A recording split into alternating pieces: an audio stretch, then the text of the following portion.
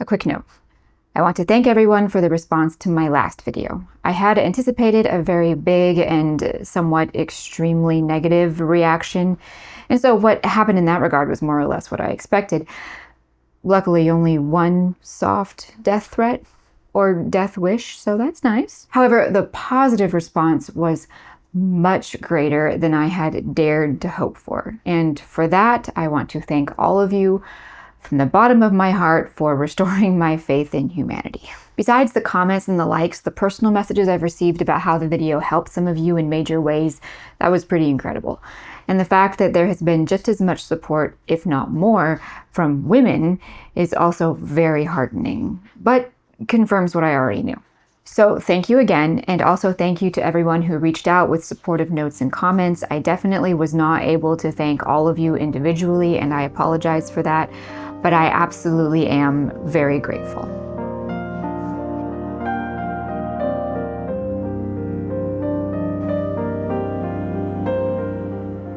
All right, let's get into it. Villains, or if you like, antagonists, are an essential component of any story. This can take a whole assortment of forms.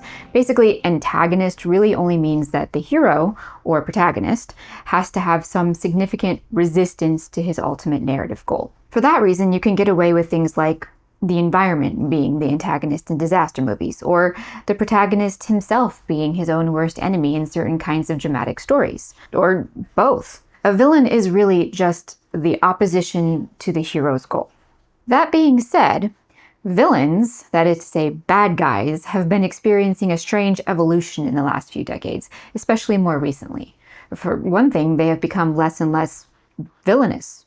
Taking it further, they have become less and less evil. Part of this is in an effort in modern and postmodern literature to provide all aspects of a story with more multidimensional realism. Naturally, a villain would be a human or human adjacent, so there ought to be more to him than just being the bad guy. Maybe we ought to examine how he came to be the bad guy, or whether or not his goals might have some merit. All of this ostensibly in the pursuit of richer characters, which is not an unworthy pursuit, but let's tackle this issue one piece at a time. All of this literary experimentation has its place, I suppose, if you do it right, which, as I said, we'll get into in a bit here. But something that we as a society have apparently forgotten is that most of the time a crucial factor in the villain's character is evil. Of course, I don't mean that all characters need to be Lucifer-esque Morningstar or even Morgoth.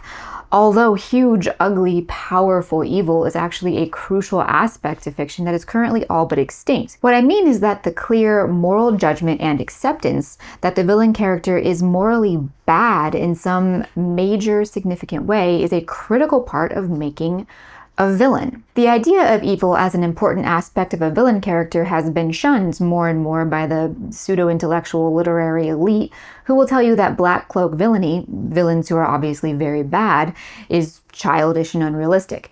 There might be a case to be made for degrees of nuance depending on the specific story being told, but this mindset isn't apparently referring to degrees of nuance, but rather a complete overhauling of our concept of bad. It's not difficult to analyze the progression of thought here.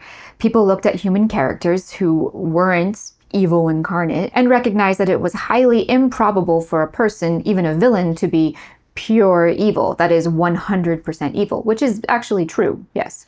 But then their conclusion was that evil must not exist, like, at all. I shouldn't have to explain how fallacious this logic is. It's like saying because mushrooms don't cover the entirety of any surface on which they appear, mushrooms don't exist. It's silly, but we're going to break it down later. And if I'm in a very, very good mood, I might even provide sources for further reading. But the point is that modern fiction writers have arrived at a point where the concept of evil has been rejected as non-existent. Whether it's Guillermo del Toro insisting that monsters are the true heroes of all monster stories and monster hunters are the real villains, or writers like Alex Lake, who insists that Satan in Milton's Paradise Lost was sexy, thereby making it difficult, apparently, to root against him. Or rearranging the moral ideas in the story of Hannibal Lector to make him a kind of moral neutral, made morally acceptable by the act of being accepted by Will Graham, I guess.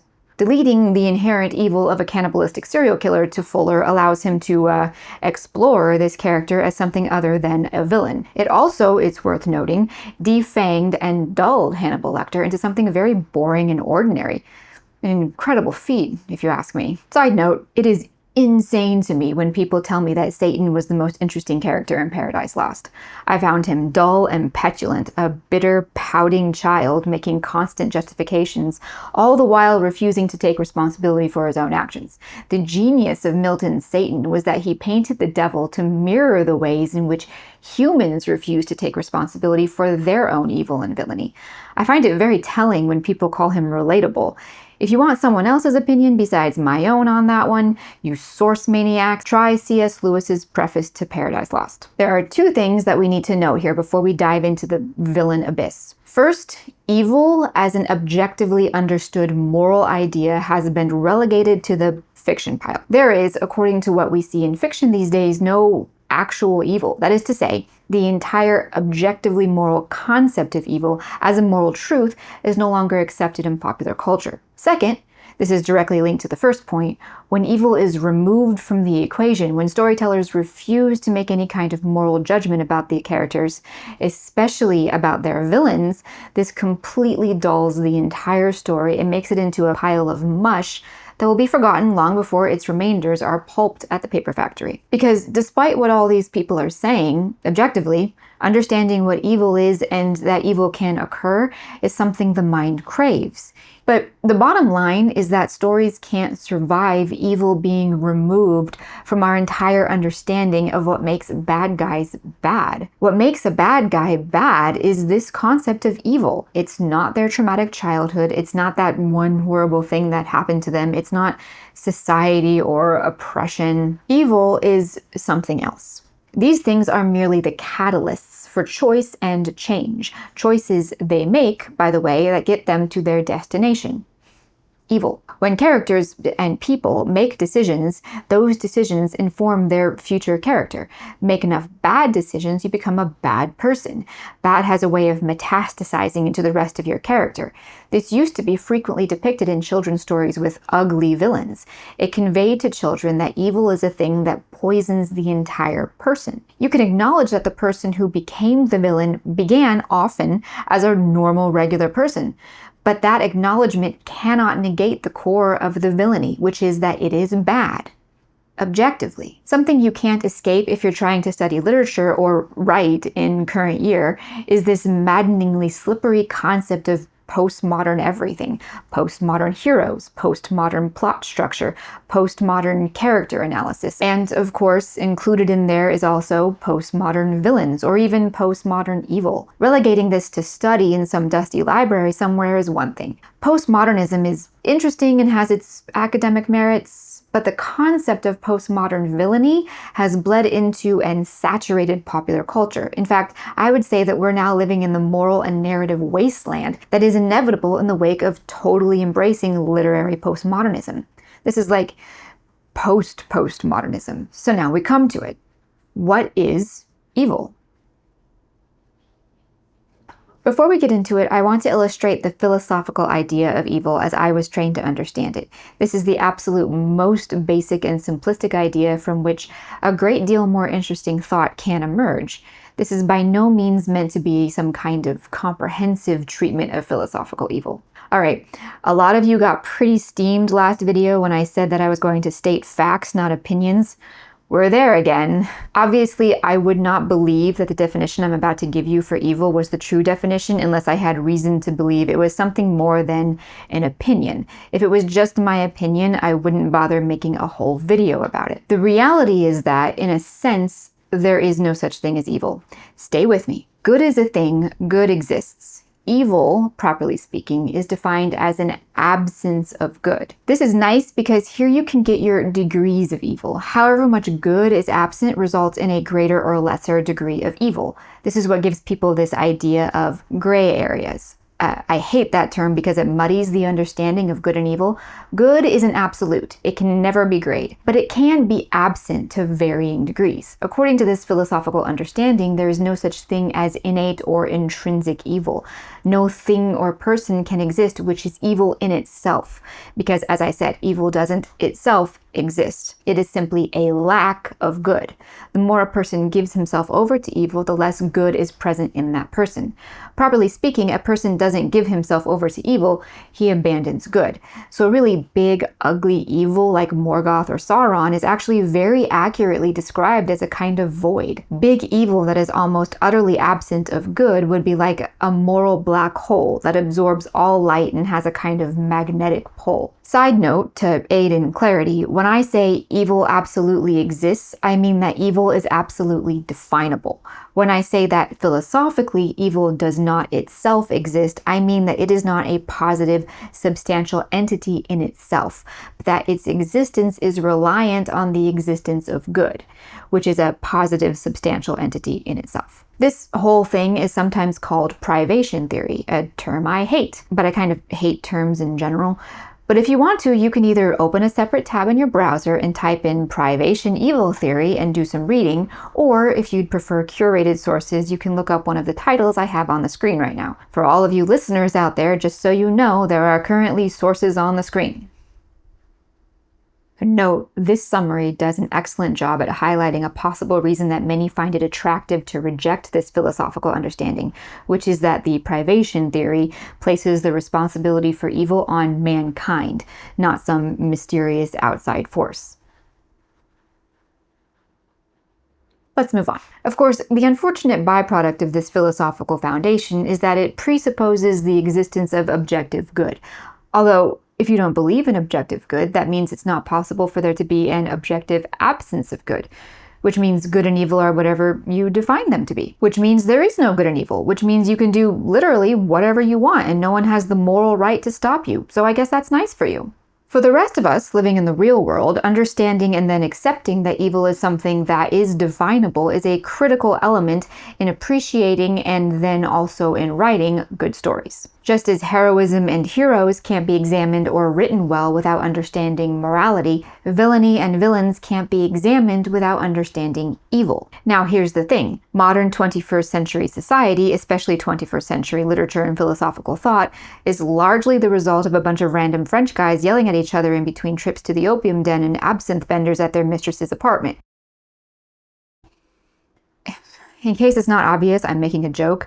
My point is that our modern understanding of good and evil is not this enlightened thing that resulted from magnificent minds. Mostly it's garbage, intended to provide society with the greatest level of permissiveness reasonably allowable. Some of it is actually kind of interesting. Most of it is garbage. We're getting off topic. What I'm saying is that postmodernism has some interesting ideas, like I said, but what we have left now is an insane soup. It's literally impossible to form any kind of solid opinion about anything objective within postmodern thought. No matter how much you read, it seems to come down to the idea that man decides for himself both what is real and what is right. Sure, I'm oversimplifying, but challenge any postmodernist to prove that wrong. So what does all this postmodern business mean for villains and villainy? Put simply, the postmodern understanding of evil as such is that it doesn't exist. And I don't mean that in the classical sense that evil is merely an absence of good. I mean it doesn't exist in that it can't be defined. I mean that to postmodern literary theorists, which is everybody in every English lit department, in every publishing house, in every literary agency, the concept of evil, for lack of a better term, is a social construct subject to the whims of every individual person. They'll tell you that, like morality, evil is what society in a given time has decided is unacceptable. That's it. Therefore, examining evil in storytelling will tell the stuffy English lit majors what ails society. If you ever want to check and see if an English lit major is worth your time and money, you can go online and read the dissertations of lit majors from colleges all across America, which is, something I did because I'm that kind of crazy. And you see this pervading line of thought running through these papers. I was searching mainly for theses on the subject of villainy, but this is all I found. Paper after paper about about how villainy is a social construct and what specifically various iterations of villainy say about society at a given time. There's a foundational presupposition at play here. According to modern literary thinking and philosophical thinking, evil itself is not a thing that can occur. This is just a given to a modern lit major. Evil can't be defined because good doesn't exist, philosophically speaking. So you see, to the modern writer, there is no good and there is no evil. Therefore, all stories do is tell us what society thinks at a given time. Therefore, anything that is marked villain by society and put in the antagonist column in a story is currently the victim of some kind of social stigma. You see this a lot with postmodern examinations of old stories like Beowulf, where the monster interpreted to be some kind of victim.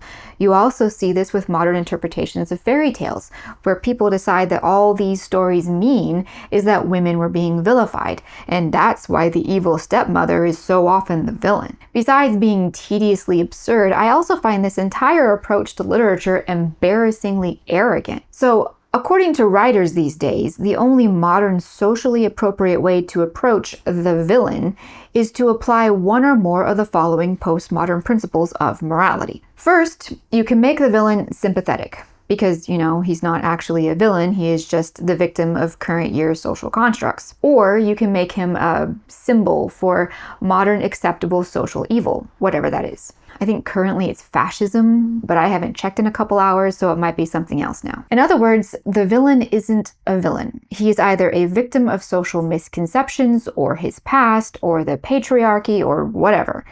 Or he's not so much a villain as he is a stand-in for the writer's idea of what is wrong with our society right now. There's a reason so many of the biggest popular productions these days feature fascism or the patriarchy or whatever happens to be big and trending on social media as the big bad guy. It's worth noting, from time to time there's also a third option, the one in which the villain, was right all along and he just went about it the wrong way. Done right, this is the only variation on modern villainy that's even somewhat tolerable. It's just basically never done right.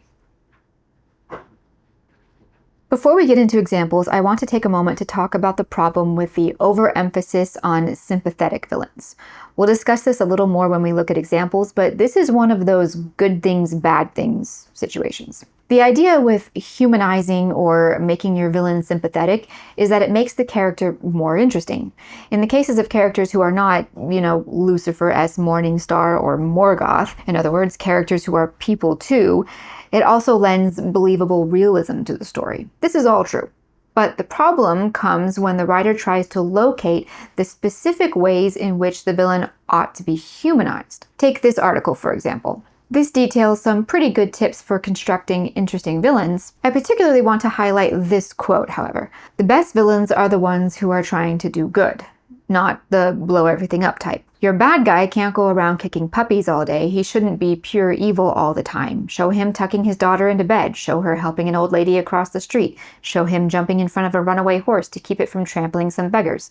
Just like your hero needs to be flawed and not perfect all the time, your villain should show some light in the midst of all their darkness. Now, this isn't wrong per se. It is more interesting and often more realistic to show that there is still some good there that's very much in keeping with our view of evil as an absence of good. 99.99% of the time, there will still be some good remaining.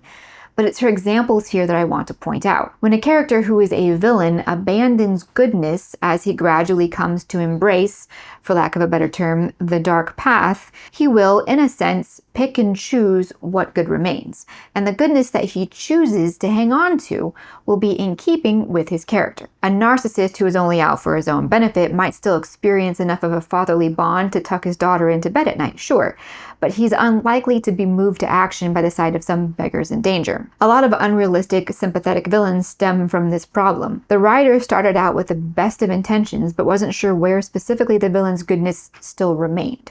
Most often, this is due merely to the fact that most people see villainy as a social construct. So, to those writers, goodness and badness are pretty random and open to subjective interpretation. So they just randomly pick good traits that they think are most likely to tug at the emotions of the audience. The traits are not usually consistent with the person's character. So it creates contradictions that don't ring true. This kind of thing is done by writers to create uncomfortable contradictions that would supposedly be compelling to the audience.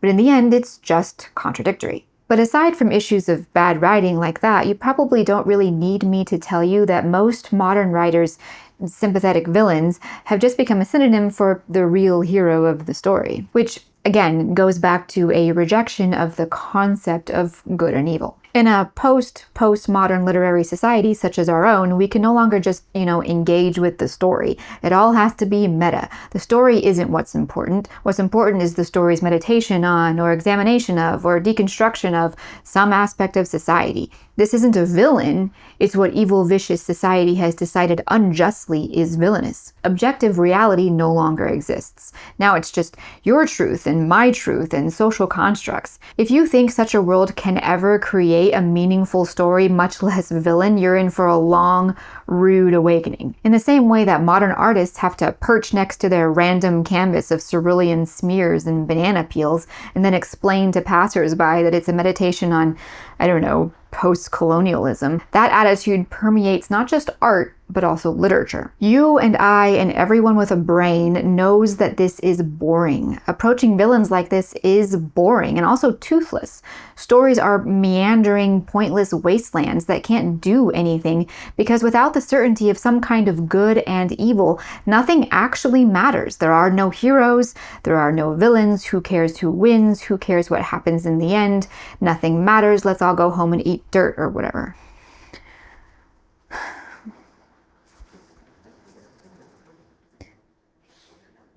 What is happening?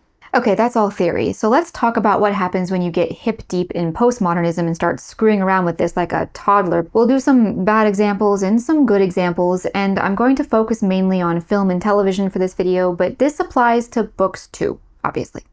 Let's start with The Fall.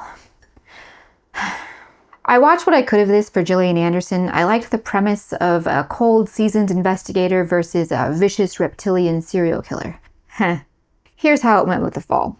I've watched and read some interviews with the writer, and I've been able to more or less cobble together his storytelling philosophy with this villain. First of all, like all good, trendy writers these days, he's humanized his villain. That's fine. There's nothing really wrong with humanizing a villain per se, as we've discussed. So in this case, when we're shown so much of the human side of the serial killer, one assumes it's meant to make us feel uncomfortable. It's heartwarming how well he treats his wife and child. It's horrific how cold and disgusting his murderous urges are.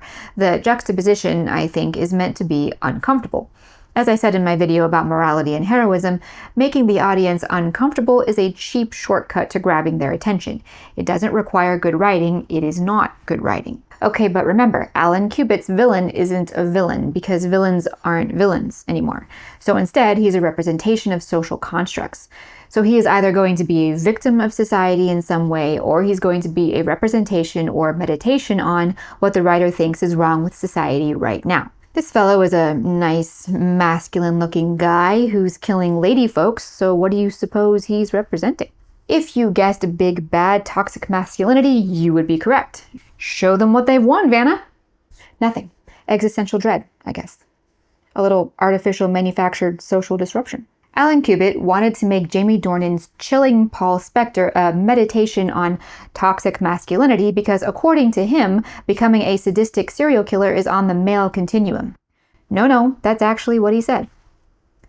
This writer chose to build the entire idea of his villain character, Paul Spector, around various unspecified observations he had made about toxic masculinity and male violence, as if somehow all men are secretly serial killers. Okay, Alan, that was his foundation. That was the big, compelling social theme he wanted us to think about. He wanted viewers to acknowledge the idea that sadistic violence was, as he said, a natural continuation of masculinity.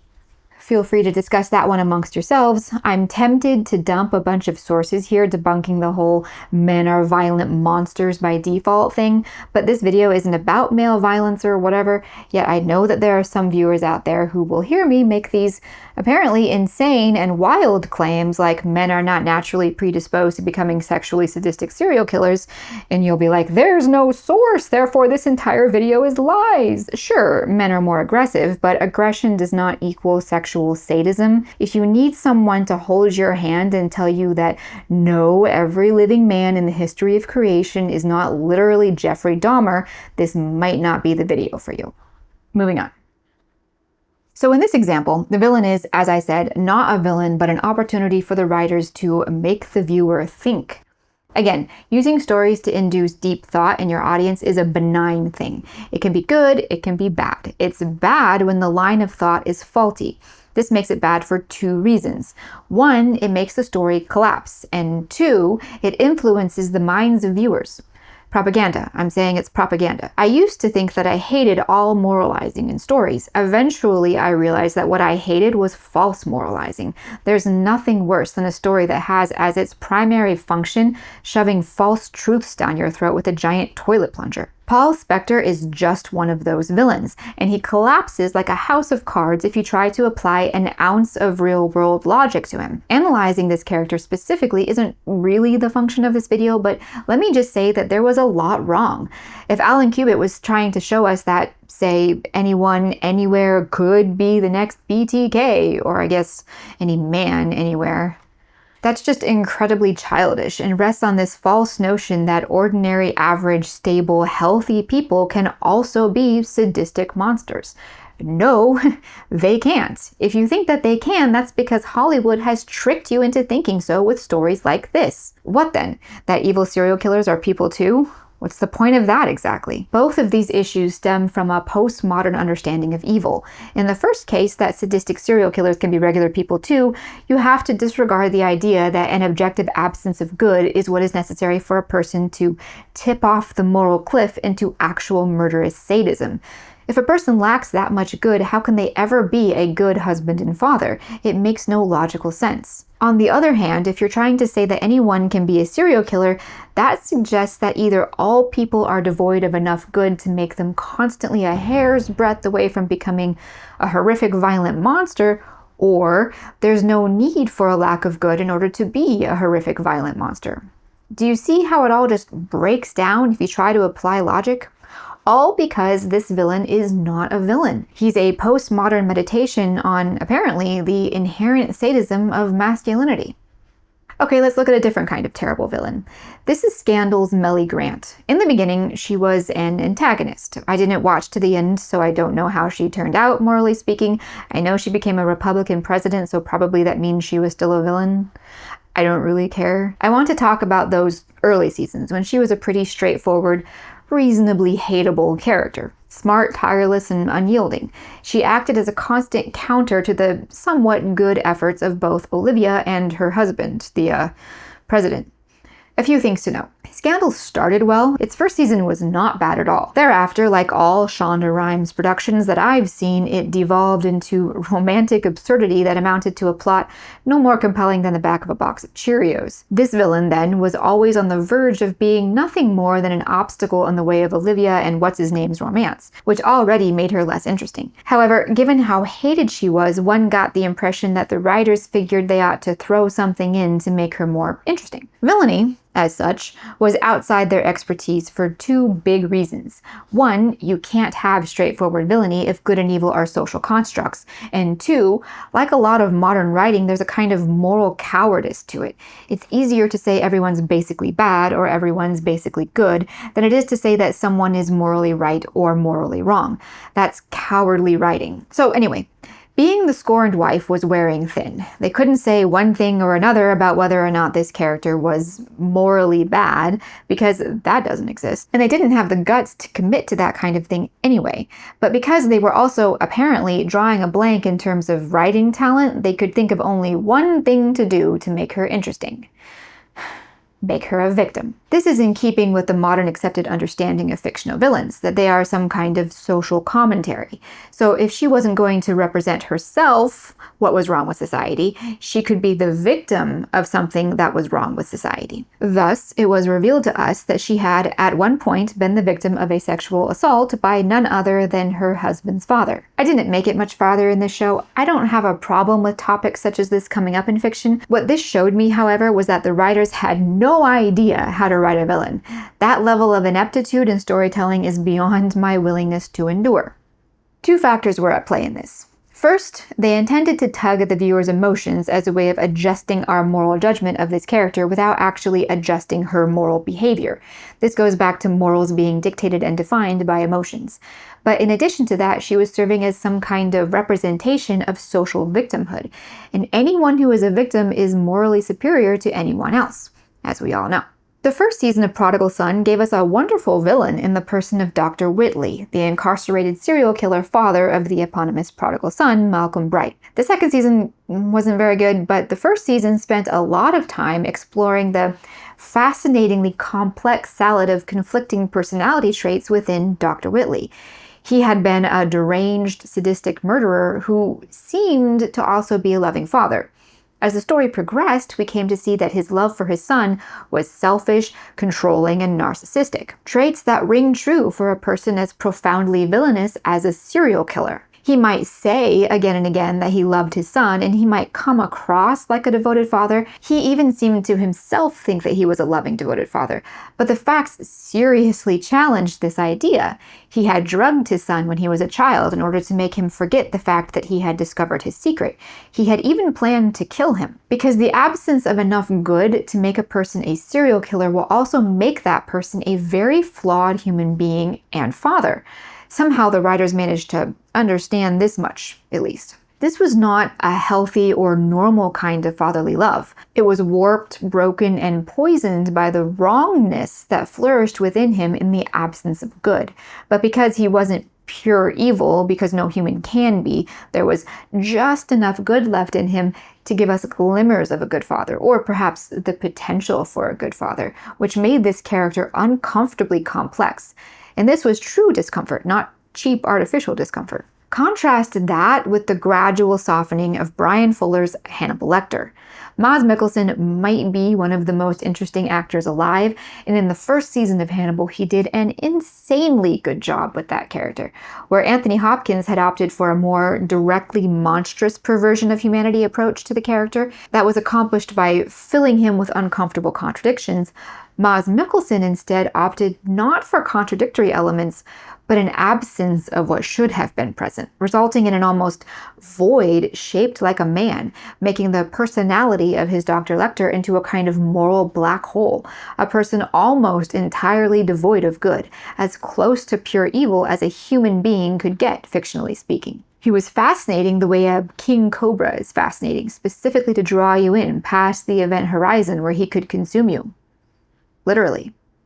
As such, morally speaking, this Dr. Lecter was more existentially dangerous and terrifying. However, in later seasons, Fuller chose to remake Lecter's character into more of a moral blank canvas, fully embracing the notion of moral subjectivity. So Lecter's moral blank canvas had no evil or good until someone put something upon it. That is, Fuller wanted to turn the morality of Hannibal Lecter into a love story of sorts, in which subjective morality was a crucial element. Hannibal was morally blank, waiting for some other person, subject, to define him as good or bad, and Fuller appointed Will Graham to this task. Will Graham projected moral good onto Lecter by emotionally accepting him, an act he performed as a reciprocation of Lecter's emotional, and therefore moral, acceptance of him.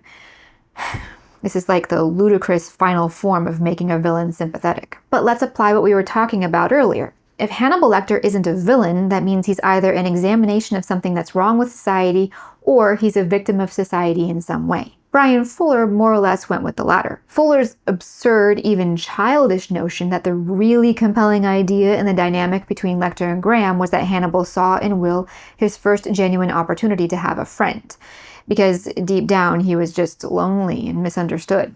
But I'm giving Fuller a little too much credit because at the end of the day, he didn't really have any set moral logic in mind when he constructed his Lecter. So really what we're dealing with here is more of an emotional matter. In the first season, Lecter was easy to paint as bad because he was actively killing people. After he was arrested and incarcerated, he couldn't kill anyone anymore. So Fuller had some room to present the idea that he wasn't actually bad, I guess. Within this, you could spend some time examining the origins of Lecter's murderous cannibalistic impulses. He played around with making Lecter sympathetic and misunderstood, the kind of monstrous other that's so trendy these days. And then he used emotions alone to paint the moral picture he had envisioned. Lector was lonely. He missed Will. Will Graham missed Lector. So the audience felt sorry for both of them. So they must not be entirely bad. Even the cannibal, apparently. So the emotional attachment that developed between Lector and Graham served as faux morality, which is in many ways one of the most glaring characteristics of all modern moral writing. Emotions becoming the all-serving stand-in for both character development and moral truth. Basically, the goal was to absolve Lector to some degree. But because villainy doesn't really exist, Fuller didn't have to do any moral work in that regard. There is no objective good. Therefore, there is no objective evil. Therefore, Lector is only evil if people perceive him to be evil. And as soon as Graham ceased perceiving him as evil, he became entirely morally absolved. But not really, because if evil doesn't exist, neither does good, so there's nothing to absolve and no one did anything wrong, and who really cares anyway? Like, I don't know, Fuller's whole thing here was if you stare into the abyss long enough, the abyss will stare back, wink, and ask for your number. And that's just... Hannibal was a visually stunning show, but morally, psychologically, philosophically, it was a juvenile, ridiculous mess. Okay. Here's a good one for you. The 2021 Japanese film Character is an incredible story in itself, but also boasts an outstanding villain. I actually put off watching this film for a long time because I was expecting it to be another terrible, misguided attempt at making a villain compelling by making him sympathetic, or something along those lines. Luckily, I was in for a very pleasant surprise. Practically made for our purposes, it is an examination not just of morality, but specifically of villainy itself. In Character, nice guy manga artist Yamashiro Keigo finds himself held back in his pursuit of manga excellence by his inability to construct believable villains. There was this repeated theme at the beginning of the film that he couldn't create a good fictional villain because he didn't comprehend evil, as he was too good himself. I don't mean he was some guy who's a doormat who lets everyone walk all over him. That's not what I mean by good. He was just a regular guy who was very decent and respectable. He was hardworking, talented, and ambitious. He was a reliable manga assistant, and he was a responsible, devoted husband and son. But he was never able to really pin down villainy in his own manga works. Just when he had decided to put down his pen forever and get a real job, he happened to stumble upon the scene of a horrific quadruple murder, and even made eye contact with the monstrous, terrifying killer. In a moment of artistic greed, you could say, he decided to keep the killer for himself.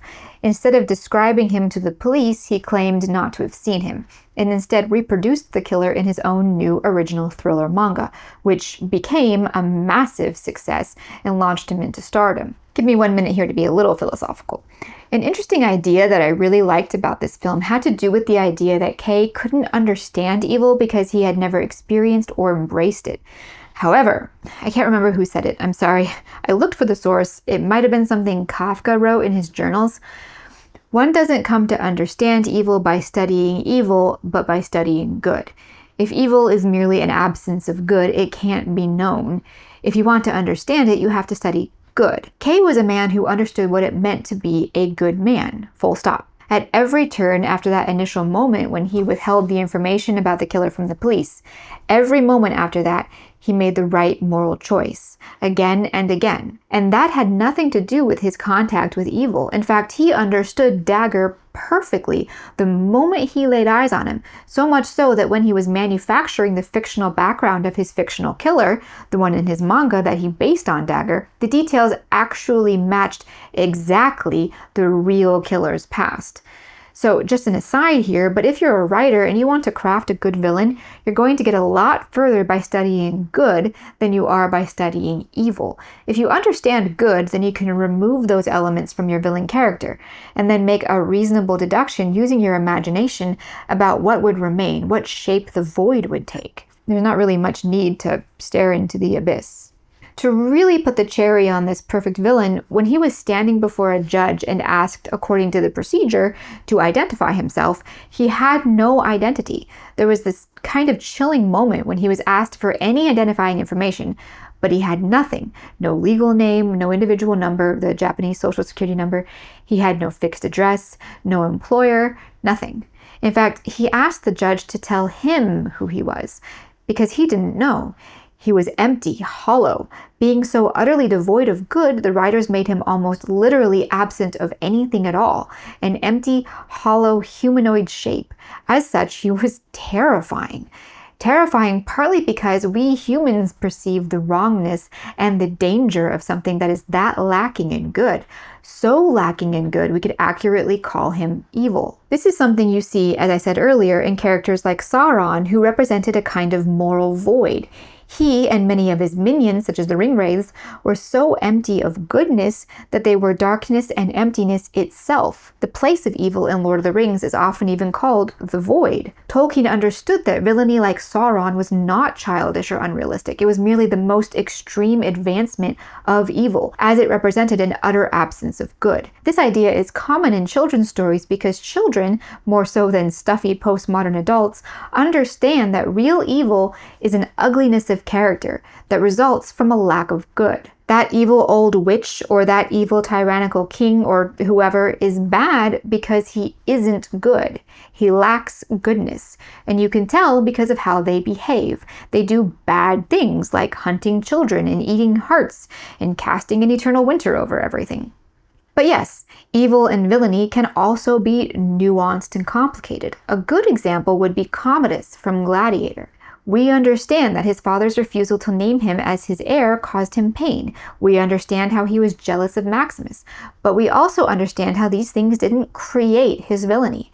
They were flaws in his character that compelled him to, at crucial moments, make the choice that abandoned good.